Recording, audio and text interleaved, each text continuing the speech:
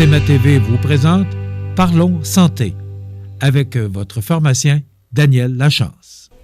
Alors, on vous souhaite la bienvenue à cette autre chronique santé présentée par votre Uniprix Montmagny au 5 boulevard Taché-Ouest et également sur l'avenue de la Fabrique. On est en compagnie justement du pharmacien propriétaire Uniprix, Daniel Lachance. Bonjour. Bonjour. Daniel, depuis quelque temps, le rôle du pharmacien a beaucoup changé. Vous avez de plus en plus de responsabilités et ça change, ça change la dynamique à l'intérieur de la pharmacie aussi pour le pharmacien. Alors, c'est de ça qu'on va parler aujourd'hui. Un petit peu. C'est important d'en parler. Il y en a qui trouvent des fois que c'est un peu plus long d'obtenir sa prescription, d'obtenir ses médicaments, mais il y a des raisons pour ça. Oui, bien en fait, c'est effectivement que le rôle du pharmacien, c'est sûr que durant la COVID, les gens avaient pris beaucoup l'habitude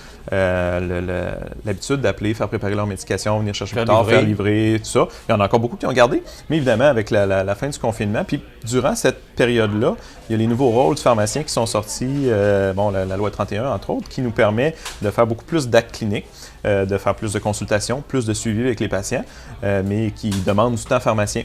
Donc là, avec la fin du confinement, les gens, des fois, ont recommencé à dire « je vais aller chercher mes médicaments ».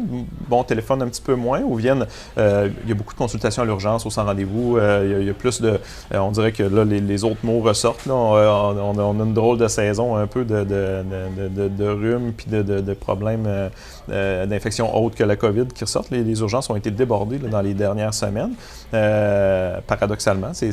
Mais bref, fait qu'on a beaucoup d'ordonnances qu'on n'avait plus d'antibiotiques, puis évidemment, il y a les allergies au travers. Puis ça arrive souvent qu'on a commenté parce que là, que les gens ils viennent, puis là, ils trouvent. Ça demande pourquoi c'est long à la pharmacie, finalement, des fois. C'est pas dans tous les moments, mais il y a des périodes névralgiques, là, sans rendez-vous le matin puis le soir, quand il y a l'urgence. Aussi, on a beaucoup de patients qui ont été hospitalisés qui ressortent de l'hôpital.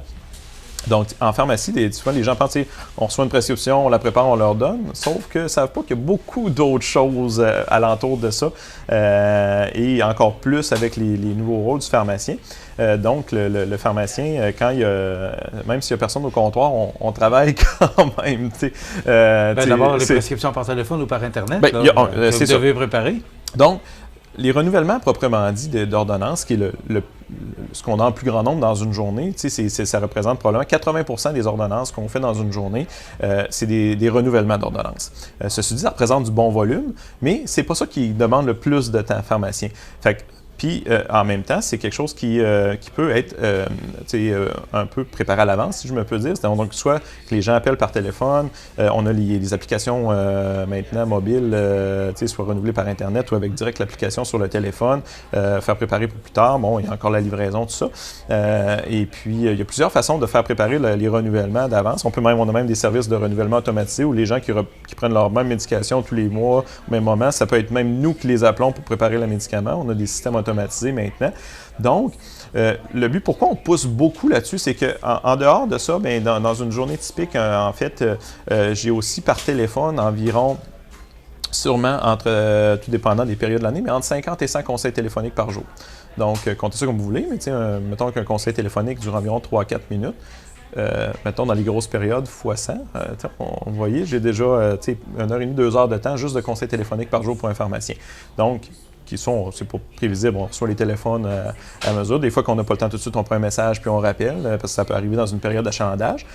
Ensuite, on a sûrement 2 à 3 heures d'analyse de prise de sang qu'on fait pour des suivis patients pour différents problèmes. Mais ça, je suis surpris. Oui. Tu me mentionnais ça avant la chronique. Oui, donc les patients, par exemple, qui ont du Coumadin, des anticoagulants, que leur dose varie selon leur prise de sang, qu'il faut vérifier des fois à la semaine ou 2 semaines ou une fois par mois pour les patients qui sont stables.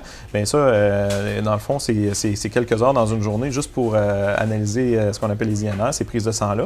Aussi, quand on fait une prolongation d'ordonnance, parfois, pour un patient, mettons, qui a perdu son médecin, qui est parti à la retraite, puis qui n'a pas de nouveau médecin, le plupart du temps, quand une ordonnance n'est plus renouvelable, on peut prolonger pour quelques mois, là, aller jusqu'au rendez-vous du médecin sans faire de prise de sang.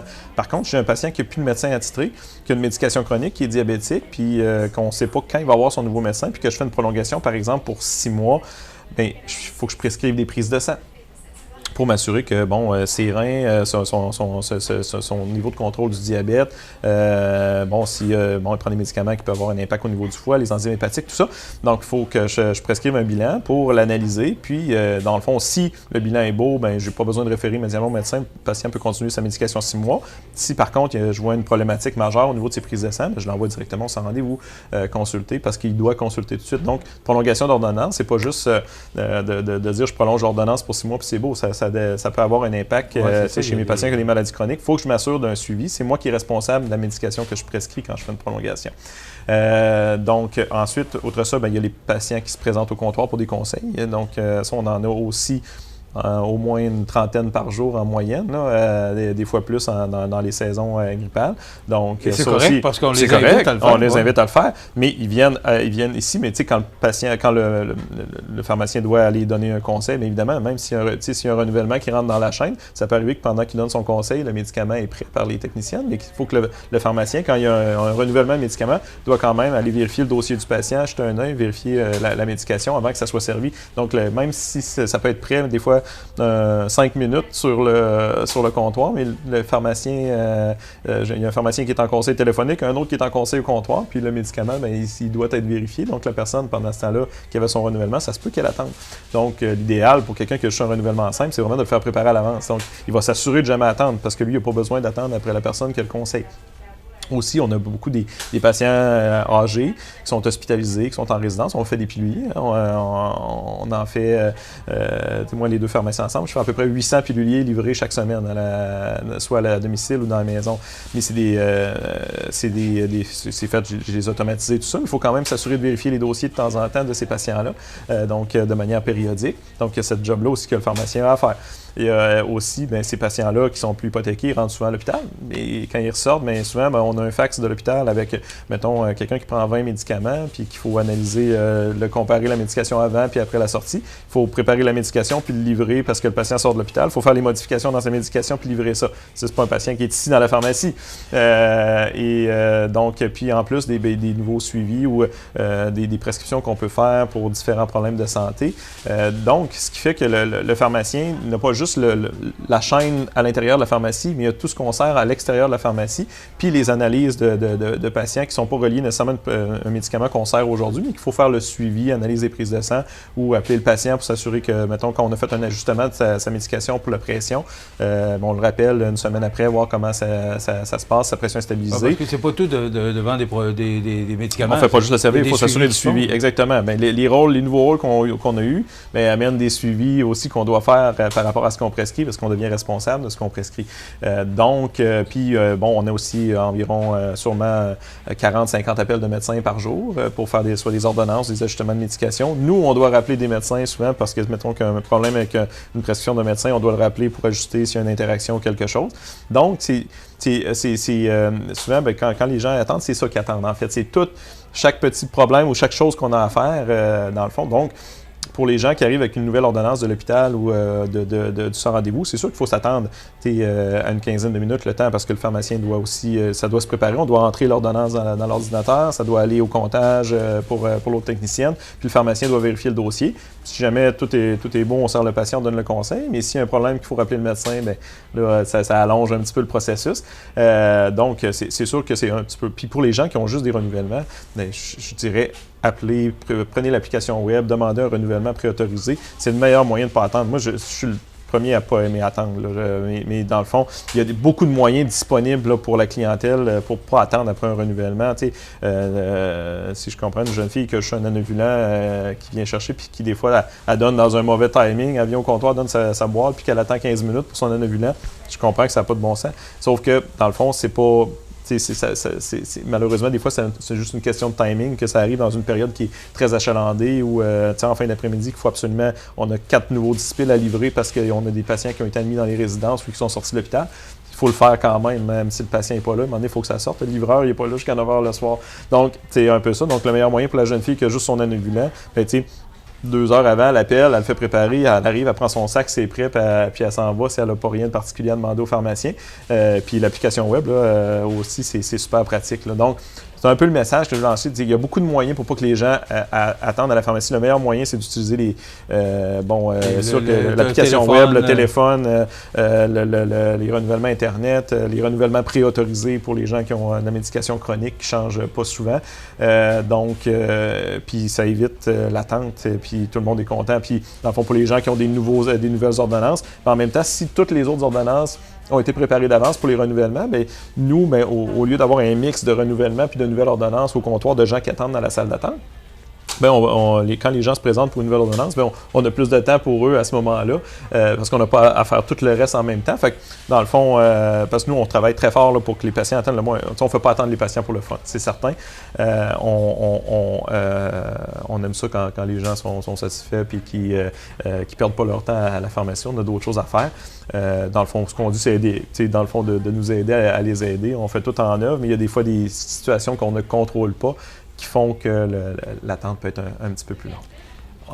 On avait déjà fait présenté un reportage sur les appareils qui étaient sur l'avenue de la Fabrique. Est-ce que ces appareils-là, on a la même chose ici? J'ai acheté un Paratamax pareil comme sur la Fabrique. Là, ça sert à quoi exactement? Parce que ça doit aider le pharmacien. Oui, ça aide toute l'équipe. En fait, c'est l'automatisation, puis encore mes disciplines sont encore faites dans mon robot à Fabrique pour les 2 succursales, en fait. Là. Fait que les piluliers, on les fait toutes à la même place. Parce que c'est une question de rapidité d'exécution, parce que c'est sûr que le robot, celui que j'ai, va étiqueter, tout se fait automatique. Hein, quand on renouvelle, le message s'envoie au robot pour compter la médication. Le robot va étiqueter le pot, va compter la médication, va mettre le bouchon, puis ça tombe dans une cellule qui est par ordre alphabétique selon le nom de famille du patient. Mais bref, c'est que, étant donné que les cellules sont barrées et qu'il y a des protocoles de remplissage, dans le fond, on vérifie 10 %, on a simplement de manière aléatoire le contenant contenu, parce que dans le fond, toute la méthode de remplissage, c'est que les cellules ne peuvent pas être remplies avec le mauvais médicament. Pour débarrer les cellules, il faut scanner le code barre des produits. Donc, ça amène une sécurité, donc un risque d'erreur qui est moindre. Quand ça va vite, même quand le pharmacien, il faut qu'il vérifie tous les pots un par un, il y a quand même un risque d'erreur humaine qui est là, qu'on élimine avec ça. Dans le fond, on minimise le plus possible l'erreur humaine, tout en facilitant aussi le travail du pharmacien. C'est qu'on n'a pas à vérifier chaque. On doit s'assurer que c'est le bon médicament au bon patient, sauf qu'on vérifie de manière aléatoire ce qu'il y a dedans. Donc, ça sauve beaucoup de temps. Donc, on met tout en œuvre là, dans l'automatisation pour justement libérer du temps pharmacien. Mais il y a un minimum qu'on ne peut pas dépasser. Il y a probablement un minimum de vérification du pharmacien dans les dossiers.